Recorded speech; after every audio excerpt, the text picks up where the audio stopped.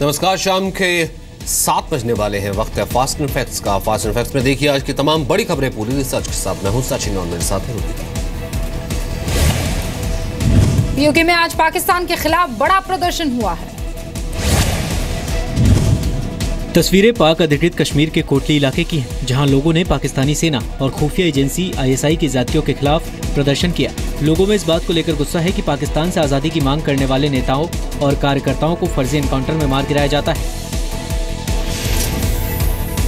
पाकिस्तान को कश्मीरियों की आज़ादी से कुछ लेना देना नहीं है। वो हमें अपनी कब्जे में रखना चाहते हैं। हमारे नेचुरल जो रिसोर्सेज हैं उनकी प्लंडरिंग उनका सबसे बड़ा मिशन है। लंबे समय से पाकिस्तान की फ़ौज बर्बरता कर रही है, चाहे वो पाकिस्तान ऑक्युपाई कश्मीर हो, चाहे बलूचिस्तान हो, और वहाँ एक लोगों में नाराज़गी है, लोगों में आक्रोश है, क्योंकि वहाँ लोगों के अधिकारों का हनन हो रहा है। वहाँ पर पाकिस्तानी फ़ौज और पाकिस्तान का जो एडमिनिस्ट्रेशन है बराबर जुल्म कर रहा है। आज POK के लोग भी ये चाहते हैं कि वो भारत के साथ मिलकर के कश्मीर का एक हिस्सा बने। जब से प्राइम मिनिस्टर मोदी 15 अगस्त को बोला कि POK भारत का है और ये उनको वापस देना चाहिए और कहा है कि हम लेके छोड़ेंगे, तो ये कोटली में प्रोटेस्ट उसके जरिए बढ़ रही है। पाकिस्तानी खुफिया एजेंसी ISI पर ऑल पार्टी नेशनल अलायंस के चेयरमैन आरिफ शाहिद की हत्या का आरोप है। आरिफ शाहिद ने POK में पाकिस्तान की जातियों के खिलाफ जोरदार आवाज उठाई थी। 4 मई 2013 को रावलपिंडी में घर के बाहर आरिफ शाहिद की गोली मारकर हत्या कर दी गई थी। 26 जुलाई को POK की राजधानी मुजफ्फराबाद में चुनाव की धांधली को लेकर प्रदर्शन हुए। प्रधानमंत्री मोदी ने कश्मीर मुद्दे पर हुए एक सर्वदलीय बैठक में बलूचिस्तान और POK का मुद्दा उठाया था। पाकिस्तान के प्रधानमंत्री नवाज शरीफ की पार्टी PMLN ने POK में 41 में से 31 सीटों पर जीत दर्ज की। बिहार में शराबबंदी का नया कानून आज से लागू हो गया है। शराब पर प्रतिबंध लगाने वाले नोटिफिकेशन को रद्द करने के पटना हाईकोर्ट के फैसले के बावजूद बिहार में शराब पर प्रतिबंध लागू रहेगा। शराबबंदी को लेकर नीतीश सरकार का नया कानून आज से लागू हो गया है। नीतीश ने कहा कि लोग अब शराब पर पैसे बर्बाद नहीं कर रहे हैं। रामविलास पासवान ने नीतीश कुमार पर हमला बोला।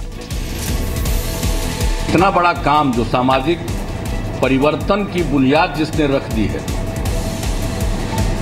और इसका जो प्रभाव है लोगों को दिख रहा है, और बिहार की आर्थिक प्रगति पर भी इसका प्रभाव दिखने लगेगा लोगों को अपने आप। जिस गांव में पकड़ा जाएगा पूरा गांव का लोग जेल जाएगा, इसको हटाओ। और यदि संशोधन करना है तो ये भी संशोधन करो कि जिस राज्य में शराब का बोतल पकड़ा जाएगा उस राज्य का मुख्यमंत्री भी जेल में जाएगा। शराब कारोबारियों का कहना है कि बिहार सरकार का ये कानून भी नहीं टिक पाएगा। ऐसा ना हो कि नए कानून में भी उसकी पुनरावृत्ति हो, इसलिए अच्छा होता कि नया कानून जजमेंट को देख के उसको अमेंडमेंट करके बिहार में 5 अप्रैल 2016 को पूर्ण शराबबंदी लागू की गई थी। नीतीश कुमार ने चुनाव के दौरान राज्य में शराबबंदी लागू करने का वादा किया था। शराब कारोबारी नीतीश कुमार के फैसले के खिलाफ हाईकोर्ट गए थे। नीतीश कुमार का कहना है कि वो हाईकोर्ट के फैसले के खिलाफ सुप्रीम कोर्ट जाएंगे। पंजाब के दीनानगर में ऐसे गुब्बारे मिले हैं जिन पर उर्दू में भारत से बदला लेने की बात लिखी है।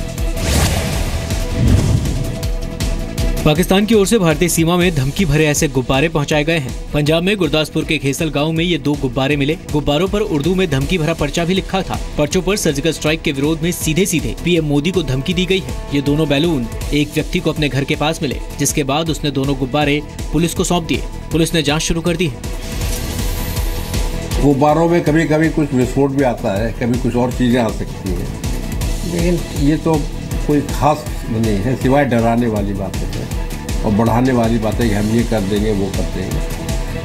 पाकिस्तान के पास इतनी ताकत नहीं है कि वो बजाय झूठ फूट लड़ाई को और कुछ कर सके अभी, और हमारी ताकत हमको बढ़ाने की जरूरत है, क्योंकि चाइना भी एक तरफ है, पाकिस्तान। सूत्रों के मुताबिक पंजाब के फिरोजपुर, पठानकोट और अमृतसर में भी ऐसे ही गुब्बारे मिले हैं। गुब्बारों के साथ टेप के जरिए एक खत चिपकाया गया है। इन खतों में भारतीय महिलाओं और भारतीय सेना के बारे में अपशब्द लिखे गए हैं। ये सारे खत उर्दू भाषा में लिखे गए हैं। पिछले साल दीनानगर में पुलिस स्टेशन पर आतंकी हमला हुआ था, जिसमें SP समेत 7 लोगों की मौत हो गई थी। जुलाई में भी दीनानगर पुलिस ने ऐसे ही गुब्बारा बरामद किया था, जिस पर आई लव पाकिस्तान लिखा था। गलती से LOC क्रॉस करने वाले जवान को वापस लाने की कोशिशें जारी हैं। रक्षा मंत्री मनोहर पर्रिकर ने कहा कि सेना के जवान चंद्रबाबू लाल चौहान को पाकिस्तान से वापस लाने के लिए कोशिशें हो रही हैं। डीजीएमओ इस बारे में पाकिस्तान के डीजीएमओ से बात करेंगे। उसका एक स्टैंडर्ड मैकेनिज्म होता है। हम लोग ऐसे गलती से गए हुए लोगों को एक्सचेंज करते हैं या थोड़ी देर में इंक्वायरी करने के बाद ये करते हैं। हम डीजीएमओ ने उसकी जो प्रोसीजर है वो डीजीएमओ लेवल पे होती है, तो वो एक्टिवेट करते हैं। पुणे पहुंचे रक्षा मंत्री ने कहा कि लोगों को सतर्क रहना चाहिए और किसी भी असामान्य चीज की जानकारी तुरंत पुलिस को देनी चाहिए। बीते 30 सितंबर को 37 राष्ट्रीय राइफल्स के जवान चौहान गलती से नियंत्रण रेखा पार कर गए थे। डीजीएमओ ने हॉटलाइन पर पाकिस्तान को इसकी जानकारी दे दी है। सीमा पार जाने की खबर घर पहुंचने पर जवान की दादी की सदमे से मौत हो गई थी। शुक्रवार को गृह मंत्री राजनाथ सिंह ने सैनिक के परिवार को फोन कॉल करके उनकी रिहाई की पूरी कोशिश किए जाने का भरोसा दिया। राजस्थान के बाड़मेर में एक संदिग्ध पकड़ा गया है। राजस्थान के बाड़मेर में पुलिस ने एक संदिग्ध को हिरासत में लिया है। ये युवक धनाव गांव में सेना की वर्दी पहने घूम रहा था। पुलिस के मुताबिक ये संदिग्ध अपना नाम पता सही नहीं बता रहा है। खुद को कभी पंजाब तो कभी हरियाणा का रहने वाला बता रहा है। संदिग्ध युवक से सुरक्षा एजेंसियां संयुक्त रूप से पूछताछ कर रही हैं। जिसने अपना नाम पता अभी बताया नहीं है, वैसे मूल रूप से वो बता रहा है कि मैं फाजिल्का पंजाब का रहने वाला हूँ और कोई सूचना उसने अभी रिवील नहीं की। उसकी जीआईसी सभी एजेंसियों से कराई जाएगी और जैसे ही हालात होंगे उसके बाद कार्रवाई की जाएगी। सर्जिकल स्ट्राइक के बाद पश्चिमी सीमा पर हाई अलर्ट घोषित किया गया है। बाड़मेर से सटे 22 किलोमीटर के बॉर्डर पर धारा 144 लागू की गई है। 2 दिन पहले जैसलमेर सीमा में टोही विमान घूमता हुआ देखा गया था। बाड़मेर में लोगों को फेंसिंग से 500 मीटर दूर रहने की हिदायत दी गई है।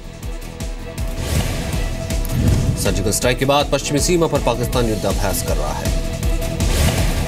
पीओके में आज पाकिस्तान के खिलाफ बड़ा प्रदर्शन हुआ। तस्वीरें पाक अधिकृत कश्मीर के कोटली इलाके की हैं, जहां लोगों ने पाकिस्तानी सेना और खुफिया एजेंसी आईएसआई की जातियों के खिलाफ प्रदर्शन किया। लोगों में इस बात को लेकर गुस्सा है कि पाकिस्तान से आजादी की मांग करने वाले नेताओं और कार्यकर्ताओं को फर्जी एनकाउंटर में मार गिराया जाता है।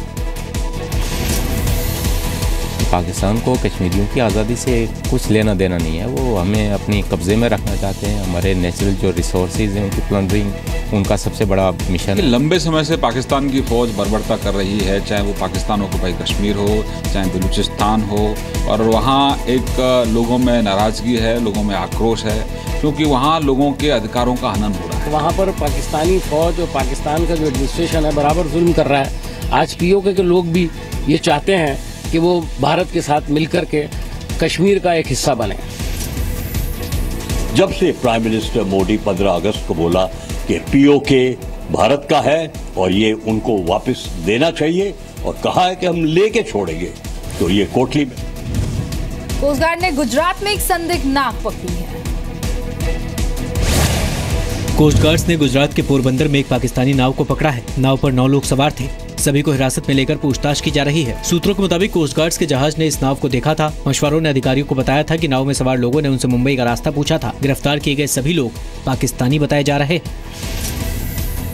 23 सितंबर को महाराष्ट्र के उरण में नेवी बेस के पास स्कूली बच्चों ने 5 संदिग्धों को देखा था। पिछले शुक्रवार को मुंबई से 50 समुद्री मील दूर अरब सागर में एक नाव में 10 संदिग्धों को देखे जाने की खबर आई थी। सर्जिकल स्ट्राइक के बाद से भारत ने पाकिस्तान की सीमा से सटे इलाकों में सर्च ऑपरेशन चलाए हैं। कोस्ट गार्ड की टीम ने पेट्रोलिंग के दौरान ये बोट समुद्र में देखी थी और उसके बाद इस पर कार्रवाई शुरू की। 2 अक्टूबर 2014 को गांधी जयंती पर शुरू हुए स्वच्छ भारत अभियान को आज 2 साल पूरे हो गए। स्वच्छता अभियान को लेकर आज देश भर में कई कार्यक्रम आयोजित किए गए हैं। कई केंद्रीय मंत्रियों ने अलग अलग शहरों में जाकर कार्यक्रमों में हिस्सा लिया। रामविलास पासवान पटना में मौजूद रहे। वेंकैया नायडू ने स्वच्छता रैली को हरी झंडी दिखाई। रविशंकर प्रसाद ने पटना के कालीघाट पर कूड़ा उठाया और साफ सफाई की। स्वच्छता को हम एक आंदोलन बनाएं, राजनीति से ऊपर उठकर, दलों की दीवारों से ऊपर उठकर। आज के दिन मैं यही अपील करना चाहूंगा। तो गांधी जी के जाकर के तस्वीर पर जो है, प्रतिमा पर माला पहनाने से जो है महात्मा गांधी का सपना पूरा नहीं होगा। महात्मा गांधी का सपना पूरा होगा, स्वच्छ भारत बनाओ। उस समय सब सत्याग्रही होना चाहिए। अभी आजादी मिलने के बाद हम सब लोग स्वच्छाग्रही होना चाहिए। He said at that time we fought for independence. Now we have to fight for Swachh Bharat cleanliness. 2 अक्टूबर 2019 तक देश को स्वच्छ करने का लक्ष्य रखा गया है। महात्मा गांधी की 150वीं जयंती तक स्वच्छ भारत का लक्ष्य है। स्वच्छ भारत मिशन को 5 साल के अंदर 4401 शहरों में लागू किए जाने का लक्ष्य है। अब तक 24 लाख से ज्यादा शौचालय बनाए गए हैं। स्वच्छ भारत अभियान पर करीब 62,009 करोड़ खर्च होंगे। 2 साल में 90,000 सामुदायिक शौचालय बनाए गए हैं। देश में जो 4041 शहर चुने गए, उनमें 405 खुले में शौच से आजाद हो चुके हैं।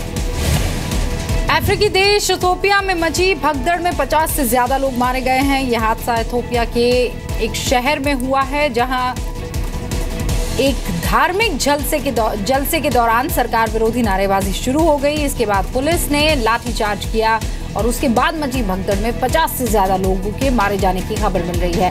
यहाँ पर लोग एक सालाना धार्मिक जलसे के लिए इकट्ठा हुए थे। जब सरकार विरोधी नारेबाजी होने लगी तो पुलिस ने आंसू गैस के गोले छोड़े और हवा में फायरिंग की। इसी के बाद वहां पर भगदड़ मची।